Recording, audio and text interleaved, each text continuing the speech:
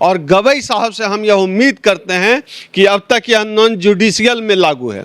देश में जजों की नियुक्ति में यह कॉलेजियम सिस्टम को खत्म कर दिया जाए और SC ST OBC के भी जज सुप्रीम कोर्ट और हाई कोर्ट में बने, वहां भी रिजर्वेशन लागू होना चाहिए, क्योंकि वह भी देश का संसाधन है, वहां भी हमारा हक है, वहां भी हमारी भागीदारी होनी चाहिए। हम आपके चैनल के माध्यम से गवई साहब को यह कहना चाहते हैं, हमने अवसर को छीना है और बाबा साहब डॉक्टर अंबेडकर का पूरा जीवन संघर्ष इस बात का गवाह है कि अवसर मिलते नहीं, अवसर छीने जाते हैं। और BR गवई साहब ने हम सबों को फिर एक बार अवसर दिया है कि हायर जुडिशियरी में जितने नॉन जुडिशियल पोस्ट हैं वहां रिजर्वेशन लागू किया है। अब हम खुद को साबित करेंगे, बिल्कुल बदलाव होगा। आप ये बताइए, देश की 90-95% आबादी क्या सुप्रीम कोर्ट में क्लर्क बनने लायक भी नहीं है?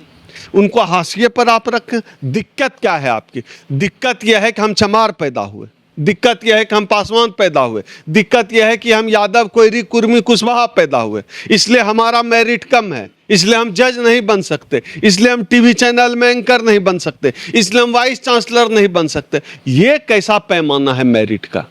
ये कौन सा स्केलिंग है? साहब निडर होकर काम कर रहे हैं क्या? गवई साहब ने पूरी तरह निडर होकर काम किया है। गवई साहब सच्चे अम्बेडकरवादी हैं। उनके परिवार का पूरा इतिहास बाबा साहब की परंपरा से जुड़ता है, बाबा साहब से जुड़ता है। इनके पिताजी ने बाबा साहब के साथ इन लोगों ने दीक्षा ली है, इनका पूरा परिवार उस परंपरा से जुड़ा हुआ है। इसलिए हम इनसे उम्मीद ये भी कर रहे हैं कि जुडिशियरी में भी जजों की नियुक्ति में, उन्होंने कहा है वैसे कि कॉलेजियम में ट्रांसपेरेंसी रखी जाएगी, लेकिन ट्रांसपेरेंसी से काम नहीं चलेगा, वहां जज भी हमारे जात का होना चाहिए। आज भी मूछी रखने की लड़ाई है, आपने यह देखा 64 साल लग गए, आज भी घोड़ी चढ़ने की लड़ाई है। 64 साल हो गए, आज भी हमारे ऊपर मूत दिया जाता है, आज भी पैखाना खिला दिया जाता है, आज भी हमारे लोग कहीं कहीं पैखाना साफ कर माथे पर ढोने के लिए विवश हैं। 64 साल हो गया। यह देश इतनी आसानी से और इतनी तेजी से बदलने वाला नहीं है। जातिवादियों ने, मनुवादियों ने इस देश को जितना पीछे कर दिया है ना, ये 64 लाख साल भी कम है इस देश को जो है एक देश बनने में और सभी इंसानों के रहने लायक बनने में। पर आप लोगों को तो मेरिट नहीं होती है, ये क्या क्या कर पाएंगे लोग? मेरिट किसका नाम है? मेरिट है अफसर का नाम। देखिए, गवई साहब आज जब पहुंचे, अफसर मिला, वो पहुंचे चीफ जस्टिस ऑफ इंडिया की कुर्सी पर, उन्होंने क्या किया? बदल दिया ना, तस्वीर बदल दी। हायर जुडिशियरी की उन्होंने तस्वीर बदल दी गवई साहब ने। तो अवसर का नाम है मेरिट। अवसर जहां जहां हमें अवसर मिला है, बाबा साहब डॉक्टर अंबेडकर को अवसर मिला तो बाबा साहब डॉक्टर अंबेडकर ने दुनिया की सबसे बड़ी क्रांति की और करोड़ों लोगों की जिंदगी बदल दी।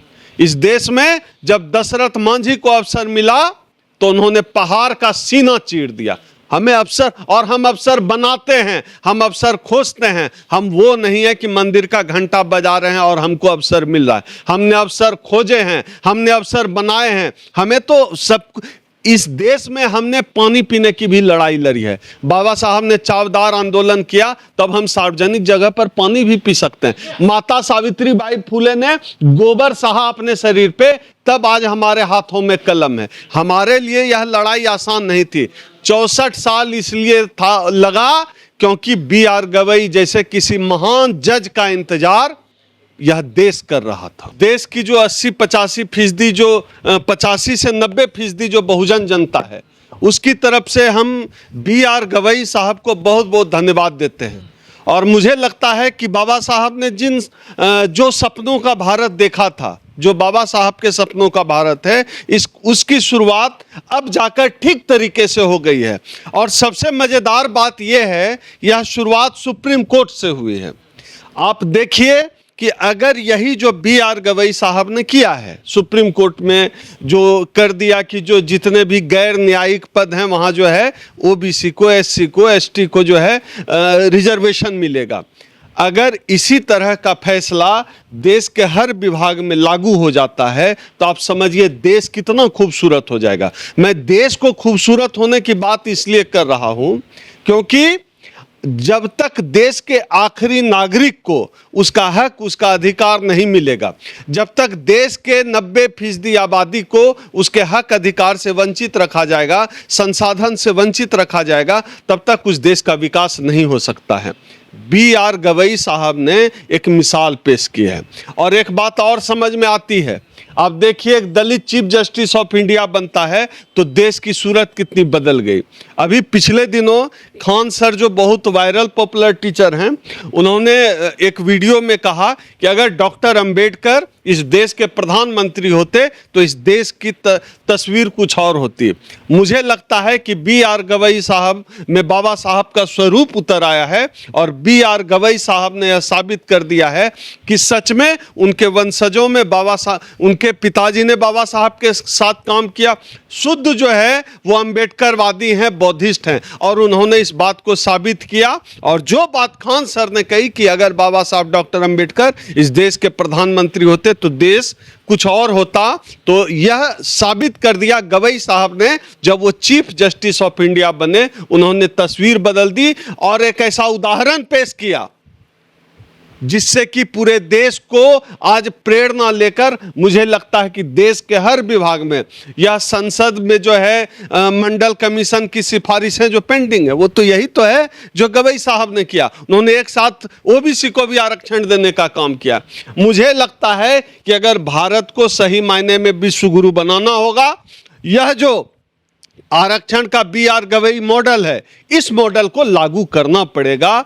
देश के आप SC ST OBC को जो है संसाधनों से वंचित रख के आप देश का विकास नहीं कर सकते। देश का एक बड़ा तबका कहीं नहीं था, उसको एक बड़ा उदाहरण देकर पेश किया है गवई साहब ने। और आपके चैनल के माध्यम से मैं B.R. गवई साहब से यह भी उम्मीद करूंगा कि देश का SC ST OBC समाज आज जो है वहां जो है उम्मीद भरी नजरों से देख रहा है। जहां हम कभी उम्मीद नहीं करते थे, वहां कभी हमारा आदमी होगा, और हमारा आदमी होगा भी तो हमारी बात करेगा, यह हमको विश्वास नहीं था।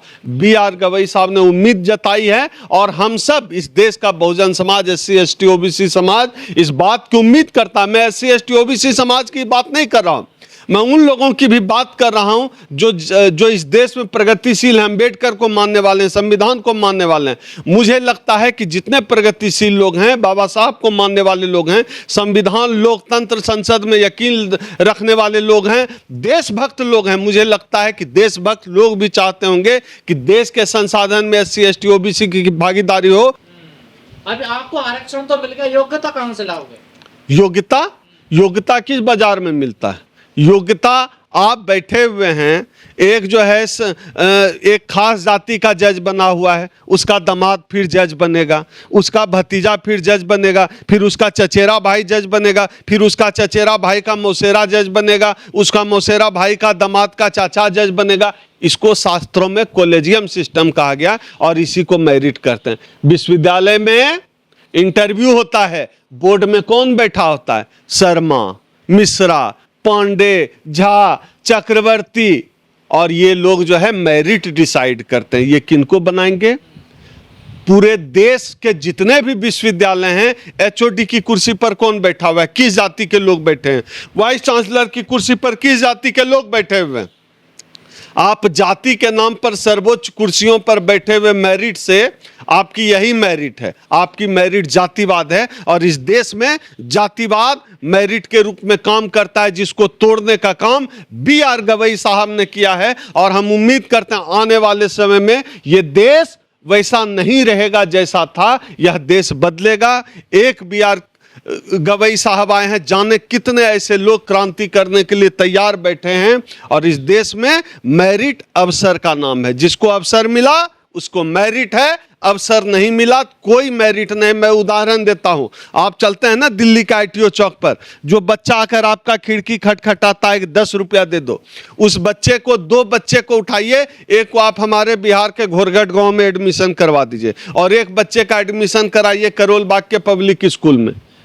खराब स्थिति में भी जो करोल बाग का पब्लिक स्कूल में पढ़ा बच्चा है वो इंजीनियर या मैनेजर बनेगा, और जो गांव के पब्लिक स्कूल, गांव के सरकारी स्कूल में पढ़ा हुआ बच्चा है वो मास्टर और सिपाही भी बन पाएगा, इसकी गारंटी नहीं है। इसका क्या मतलब हुआ मेरिट का नाम है। मेरिट अवसर का नाम है और अवसर हमें दिया नहीं गया। आरोपी हमारी जात का होता है, जज भी हमारे जात का होना चाहिए। जज हमारे जात का क्यों नहीं होगा? ये हमारी मांग है, ये हमारी लड़ाई है और गवई साहब से उम्मीद है कि वो जरूर पूरी करेंगे।